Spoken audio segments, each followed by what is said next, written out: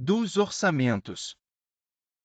Durante a vigência de estado de calamidade pública de âmbito nacional, decretado pelo Congresso Nacional por iniciativa privativa do Presidente da República, a União deve adotar regime extraordinário fiscal, financeiro e de contratações para atender às necessidades dele decorrentes, somente naquilo em que a urgência for incompatível com o regime regular, nos termos definidos nos artigos 167-C, 167-D, 167-E, 167-F e 167-G desta Constituição,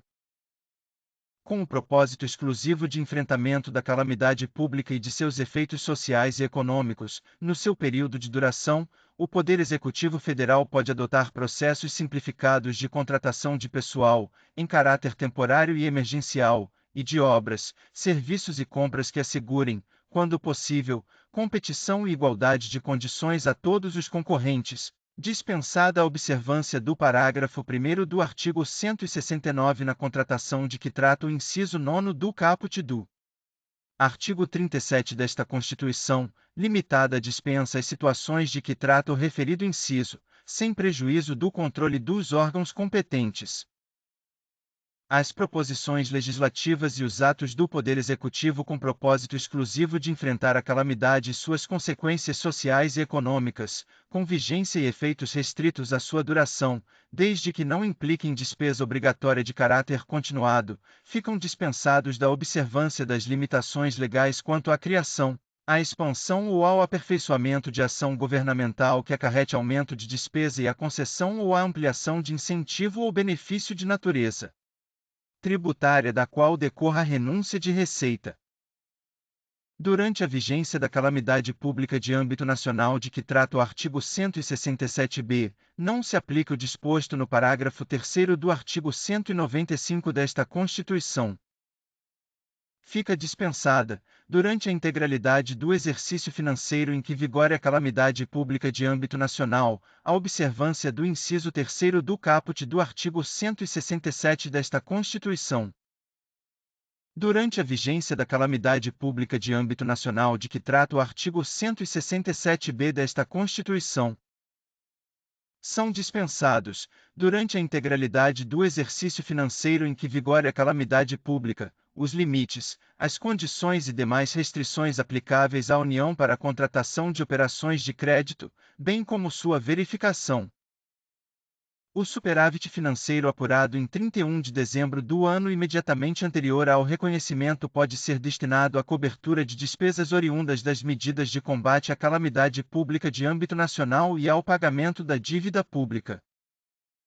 Lei complementar pode definir outras suspensões, dispensas e afastamentos aplicáveis durante a vigência do estado de calamidade pública de âmbito nacional. O disposto no inciso 2º do caput deste artigo não se aplica às fontes de recursos decorrentes de repartição de receitas a estados, ao Distrito Federal e a municípios, decorrentes das vinculações estabelecidas pelos artigos 195, 198, 201, 212, 212-A e 239 desta Constituição,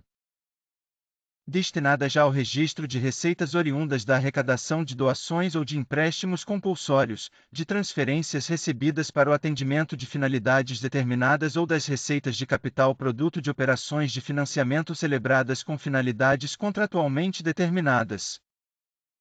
Na hipótese de que trata o artigo 167-B, aplicam-se à União, até o término da calamidade pública, as vedações previstas no artigo 167-A desta Constituição.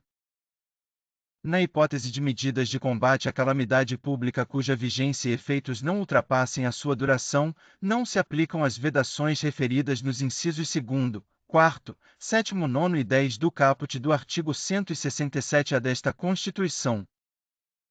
Na hipótese de que trata o artigo 167-B, não se aplica a linha C do inciso I do caput do artigo 159 desta Constituição, devendo a transferência a que se refere aquele dispositivo ser efetuada nos mesmos montantes transferidos no exercício anterior à decretação da calamidade.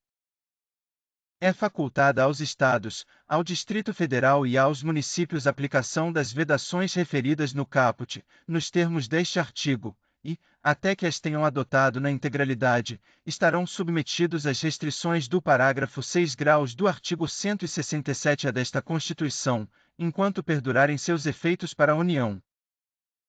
Os recursos correspondentes às dotações orçamentárias, compreendidos os créditos suplementares e especiais, destinados aos órgãos dos poderes legislativo e judiciário, do Ministério Público e da Defensoria Pública, ser-lhes entregues até o dia 20 de cada mês, em duodécimos, na forma da lei complementar a que se refere o artigo 165, parágrafo 9º.